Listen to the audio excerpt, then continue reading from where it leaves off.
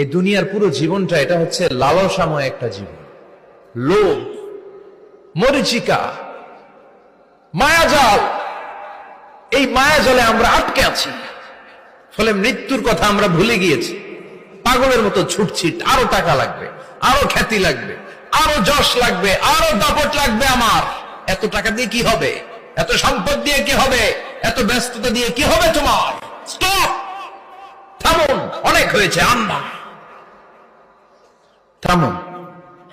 Take a rest, take a breath and think about death. Think that you have to go back to your Lord. একটু বসেন না, একটু ভাবেন যে আমাকে চলে যেতে হবে, চলে যেতে হবে। এই কোলাহল, এই ব্যস্ততা, এগুলো থাকবে, থাকবো না আমি। সাইয়েদনা ওমর ফারুক বলেছেন, মুতু ক্বাবলা আন তামুতু, মরার আগে একবার মরো। হাসিবু ক্বাবলা আন তুহাসাবু আলাইকুম, তোমার হিসাব নেওয়ার আগে তুমি একবার নিজের হিসাবটা করো না। কাগজ বের করে একটু লিখো না কি কি ভালো কাজ করছিলা, যেগুলো দিয়ে নাজাতের ওয়াসিলা হতে পারে। 1 2 3, আর কি কি আকাম কুকাম করছো দেখো না, লিখে দেখো তোমার অবস্থাটা কি। মরার আগে একবার মরো।